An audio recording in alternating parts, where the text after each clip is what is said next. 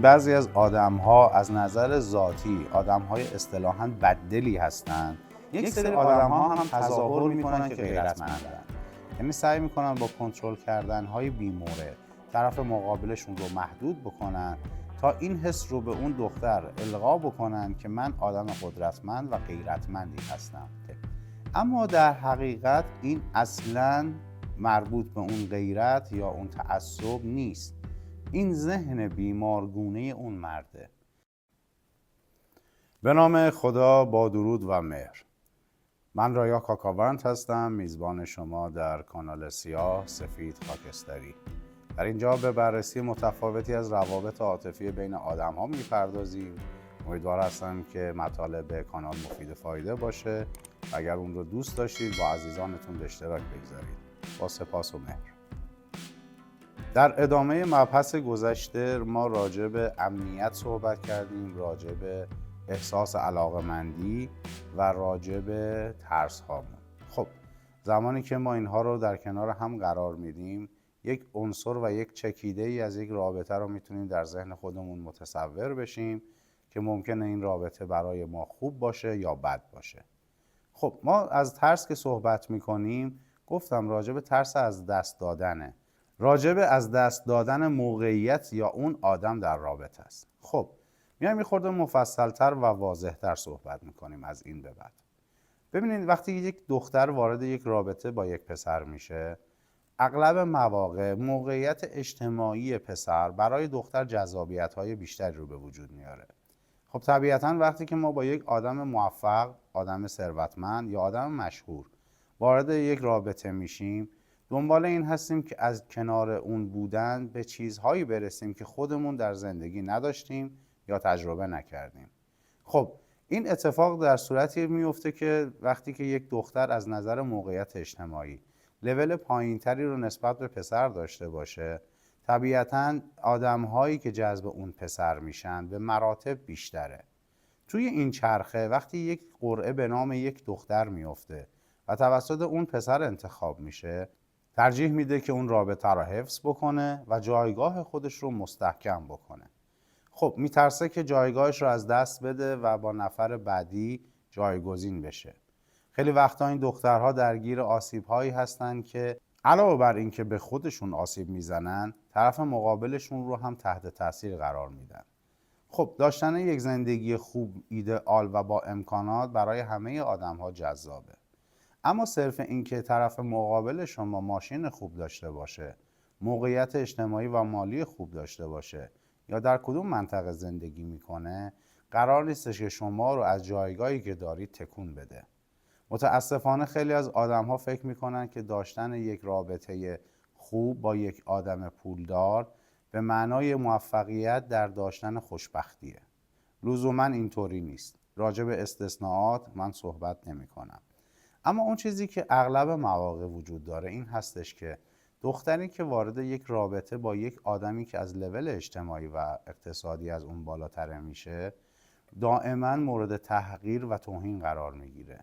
دائما سرکوفت خیلی چیزهایی که در زندگیش نداشته و تجربه نکرده رو از طرف اون پسر یا مرد میشنوه و میبینه. اما تحمل میکنه به واسطه اینکه اون موقعیت رو بیشتر از اون آدم دوست داره و میگه خب من با این آدم در ارتباطم، ممکنه فردا به ازدواج منجر بشه، ممکنه بچه دار بشیم و ممکنه حتی اگر خیلی این ارتباط جالب جلو نرفت من متارکه میکنم، طلاق میگیرم و در نهایت اینکه مهریم رو میگیرم یا یک موقعیت مالی مناسبی رو به دست میارم. ببینید اینها رد فلگ های یک رابطه است. اینها اون چراغ قرمزها و اعلان خطرهاییه که ما ازش غافلیم. همونطوری که برای یک پسری با موقعیت اجتماعی خاص دعوت بسیار هست و دخترهای زیادی به اونها خودشون رو نزدیک میکنن، برعکسش هم وجود داره. برای دخترهایی که جذابیت‌های ظاهری یا بصری دارن، از چهره مناسبی برخوردارن، از اندام مناسبی برخوردارن، طبیعتاً پسرهای زیادی هم جذب اون آدم میشن. خب اینجا دو دستگی اتفاق میفته. دخترهایی که بر اساس ویژگی‌هایی که دارن پسرها رو جذب میکنن و ممکنه با احساسات، عواطف اون پسرها بازی بکنن و در نهایت ازشون سوء استفاده بکنن برای اینکه به مقاصد خودشون برسن یا عقده گشایی بکنن. این اتفاق در سطح جامعه هست. ما دائما داریم میبینیم و میشنویم و متاسفانه در شبکه‌های اجتماعی هم باب شده. وارد یک رابطه میشن، دختره خیلی حتی ویژگی‌های خاصی هم نداره، ولی توقع این رو داره که بعد از مثلا 1 ماه دوستی پسر براش فلان محصول رو خریداری بکنه، فلان امتیاز رو براش به وجود بیاره یا امکانات خاصی رو بهش بده. اما در مورد اول که یک دختر وارد یک رابطه با یک پسر موفق میشه، این رو باید در نظر بگیریم که همونطوری که تو اومدی در زندگیش، ممکنه 10 آدم دیگه هم همزمان به سمت اون آدم ابراز تمایل بکنن و این آدم هم میتونه با همه شماها در ارتباط باشه بدون اینکه حتی بفهمید، یا اگر هم بفهمید خیلی براتون مهم نباشه. میگید من منفعت خودم رو میبرم، اگر کسان دیگه هم هستن اونها هم منتفع بشن. این وحشتناکترین شکلیه که در یک جامعه میتونه اتفاق بیفته و آدم‌ها بر اساس نفع شخصی به روی اصول اخلاقی خودشون پا بذارن و رابطه متعدد رو هم برای خودشون هم برای طرف مقابلشون به وجود بیارن و به صرف این که من هم از این امکانات استفاده بکنم، بگذارم که اون هم هر کاری که دوست داره انجام بده ولی من باشم. این خیلی چیز عجیبیه که در جامعه ما متاسفانه داره باب میشه و اغلب دخترها و پسرها بر اساس موقعیت‌هایی که طرف مقابلشون دارن جذب اونها میشن و دوست دارن که در اون رابطه بمونن. وقتی که دختر وارد رابطه با یک پسر پولدار میشه، به همه چیز تمکین میکنه. یعنی به خاطر اینکه اون پسر رو از دست نده، هر آن چیزی که در وجودش هست رو سعی میکنه ارائه بده برای اینکه اون رابطه رو بتونه نگه داره. هیچ تضمینی وجود نداره که وقتی که شما با یک نفری که حالا اصطلاحاً شیطونه یا موقعیت مناسبی داره وارد رابطه میشید، بتونید با جذابیت‌های خودتون اون رو تو اون رابطه نگه دارید. چون طبیعتاً همونجوری که شما اومدید، خیلی از آدم‌های دیگه هم هستن که میان و خودشون رو ارائه میدن. دخترها هم همینه. وقتی پسرهای زیادی رو به سمت خودشون جذب میکنن، برای اینکه بخوان حالا علاوه بر روابط جنسی که ممکنه تنوع طلب باشن، زیاده خواه باشن، دنبال این هستن که سرویس های متعددی رو از آدم های مختلف بگیرن.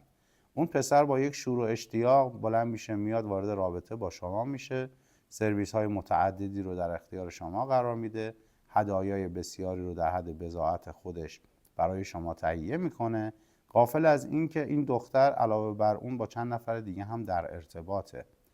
ببینید، صحبتی که من دارم میکنم صرفاً از موضوعاتیه که در سطح جامعه ما داره خیلی به آسونی ازش عبور میشه. یعنی خیلی از آدم ها شهامت گفتن و یا شنیدن اینها رو ندارن و خیلی ها هم عین کپ سرشون رو در برف کردن و میگن نه، ما مستثنا هستیم یا جامعه ما عاری از این موارده. اما خطر بیخ گوش ماست. خطر بیخ گوش یک جوونیه که قصد ازدواج داره، میخواد وارد یک رابطه بشه. خب طبیعتاً در وهله اول جذب اون ظاهر زیبا یا موقعیت زیبای طرف مقابلش میشه و بعد وارد اون زندگی میشه و میبینه که یک سرابی بیش نبوده، پر از اتفاقات ناخوشاینده، پر از اختلاف طبقاتی، پر از سرکوفت هاست، پر از خشونت هاست و خیلی چیزهای این چنینی. ولی به واسطه اون شرایطی که به دست آورده حاضر همه اونها رو تحمل بکنه ولی تو اون رابطه بمونه و برای اینکه اون موقعیت رو از دست نده شروع میکنه به رفتارهای تاکسین کردن، رفتارهای سمی نشون دادن. یعنی شروع میکنه به کنترل کردن، چک کردن، چون میدونه بعد از این رابطه ممکنه این جایگاه رو دوباره نتونه تجربه کنه و به دست بیاره.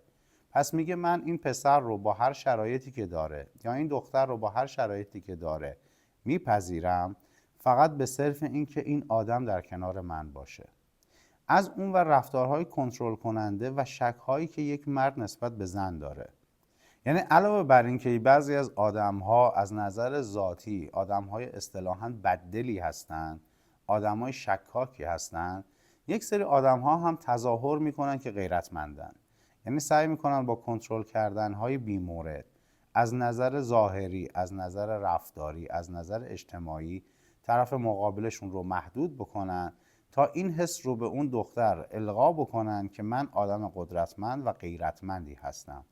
و اون دختر هم طبیعتا در اوایل اون رابطه از این حسی که پسر به روی اون داره استقبال میکنه و تصور میکنه که این آدم چون من رو دوست داره به روی من غیرت داره و مانع میشه که خب کسی دیگه مثلا بدن من رو از زوایای مختلف ببینه یا لباسهای بسته تری رو ترجیح میده من بپوشم و خیلی چیزهای دیگه. اما در حقیقت این اصلاً مربوط به اون غیرت یا اون تعصب نیست. این ذهن بیمارگونه اون مرده. چرا؟ چون اغلب ما اون چیزی رو میبینیم که داریم راجبش فکر میکنیم. در یکی از ویدیوها اشاره کردم که اگر من در کنار یک کیف زنونه روی نیمکت یک پارک باشم، آدم ها ممکنه خیلی وقتا رد بشن و توجه نکنن. اما اون ذهنی که دزده، اون ذهنی که ذهنیت سارق بودن رو داره، با نگاه کردن به این صحنه اولین چیزی که فکر میکنه اینه که من قرار این کیف رو بدزدم یا این کیف رو دزدیدم. پس آدم مقابلشون رو بر اساس آن چیزی که در ذهنیت و فطریت خودشون هست میبینن و قضاوت میکنن. وقتی که من چشم ناپاکی داشته باشم، من خودم آدم دیدزنی باشم، آدم هیزی باشم، تصور میکنم همه مردهای جهان هم همین خصلت رو دارن. پس طبیعتا سعی میکنم با محدود کردن پارتنرم یا همسرم یا دوست دخترم از اون محافظت بکنم، چون ذهنیت من اون ذهنیت آلوده است. اما یک شق دومی هم وجود داره. لزوما آدم هایی که کنترلگر هستن و یا طرف مقابلشون رو محدود میکنن آدم هایی نیستن که بخوان ذهن بیماری داشته باشن. طبق یک تربیت خانوادگی درست یا غلط، هیچ قضاوتی من راجبش ندارم، گاهی آدم ها متعصب بار میان. یعنی اون چیزی که در پدران و پدر بزرگانشون بوده به صورت سلسله وار به اونها رسیده و تصور میکنن این رفتار مناسبیه چون پدر من، پدر بزرگ من، عموی من، دایی من این رفتارها رو داشته. در نهایت کسی که آسیب میبینه هم خودشون و هم طرف مقابلن، چون دائما این ذهنیت رو در ذهن خودشون میپرورونن که من ممکنه مورد خیانت قرار بگیرم، ممکنه طرف مقابل من رو دیگران ببینن، از اون شرایط لباس پوشیدنش، از شرایط ظاهری که داره بخوان لذت ببرن، تصورات آنچنانی داشته باشن. خب پس من چیکار میکنم؟ هم طرف مقابلم رو محدود میکنم.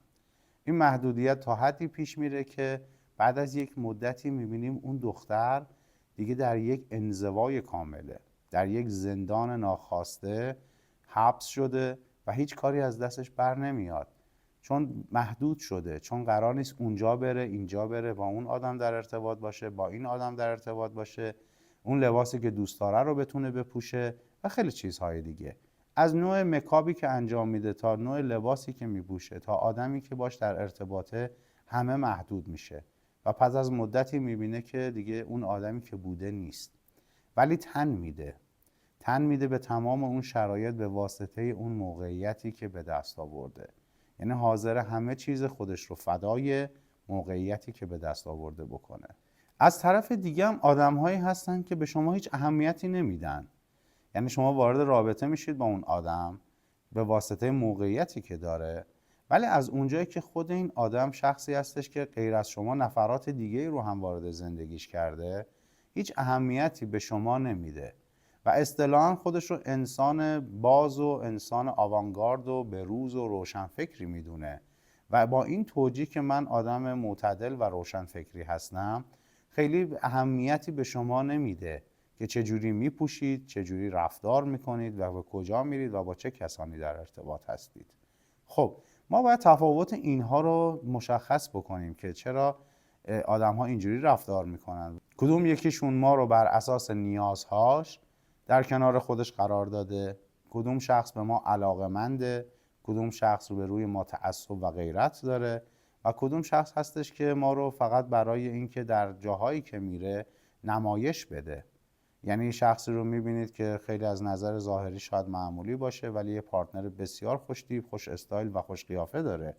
خب این آدم طبیعتاً اون شخص رو در کنار خودش قرار میده که کمبودهای خودش رو بپوشونه. یعنی شما رو صرفاً به عنوان یک مانکن در کنار خودش قرار میده. خب ما نمیدونیم اینها رو چجوری تشخیص بدیم. راه داره، زمان داره. یعنی شما بعد از مدتی که در یک رابطه قرار میگیرین متوجه میشین که جایگاه شما در اون رابطه چی هست و قراره که سرمنزل مقصود این رابطه به کجا ختم بشه. خب میگم ما بر اساس انتفاع و منفعت طلبی که داریم ترجیح میدیم که یک رابطه رو هر چقدر مشکل دار حفظ بکنیم، چون داریم ازش امتیاز کسب میکنیم. یعنی ممکنه چیزهایی رو در اون رابطه به دست بیاریم، خیلی هم اهمیتی ندیم که طرف مقابل ما داره با ما شعاف میکنه، ما رو به نمایش میذاره یا ما رو محدود میکنه و محصور. خب این اتفاق در رابطه های زیادی رو من دیدم که متاسفانه هست و شاید شما هم دیده باشید. خب دیگه خیلی اهمیتی نمیدیم که بر چه اساسی در کنار چه کسی قرار گرفتیم. بعضی از دخترها متاسفانه تن میدن به همه این شرایط وحشتناک فقط برای اینکه اون امکاناتی رو که در زندگی نداشتن رو حداقل برای یک مدت کوتاه هم که شده تجربه بکنن و این از روزگار بد ماست. این اتفاق درهای پسرهای ما هم اتفاق میفته که با آدم‌های وارد رابطه میشن که ممکن از نظر موقعیت مالی یا اجتماعی به سطح بالاتری رو داشته باشن و اون پسر وارد اون رابطه میشه و نقش یک برده رو بازی میکنه. هر کاری که اون خانم ازش میخواد رو انجام میده، علیرغم میل باطنیش ممکنه تن به خیلی چیزها بده، تحقیرها و توهینهای بیشماری رو تحمل بکنه، اون هم به صرف این که بتونه از موقعیتی که اون خانم داره استفاده بکنه. پس میبینیم ما با یک موقعیت سوء استفاده دو طرفه مواجه هستیم. همه آدم‌ها دارن بر اساس آن چیزی که دارن برای همدیگه وقت میذارن، صرفه انرژی میکنن و در نهایت ممکنه با یک خداحافظی اون رابطه رو تموم بکنن. ولی اون آدمی که بر اساس موقعیت میاد به سمت شما و شما رو انتخاب میکنه، لزوماً حتی اگر ابراز علاقه های بسیاری هم به شما بکنه، این به معنای این نیستش که شما رو دوست داشته باشه. کسی که شما رو دوست داشته باشه با هر شرایطی که دارید شما رو میپذیره، در کنار شما قرار میگیره و هر چیزی رو که دارید رو تحمل میکنه، کمکتون میکنه که به هدفتون برسید، یک زندگی شاد رو در کنار شما بسازه و تجربه بکنه. پس باید قدر آدم‌هایی رو بدونیم که در کنار ما خالصانه قرار میگیرن و خود ما رو فقط به خاطر خودمون دوست دارن. به هر حال امیدوار هستم که از این دست آدم‌ها فاصله بگیرید. براتون بهترین ها رو آرزو میکنم.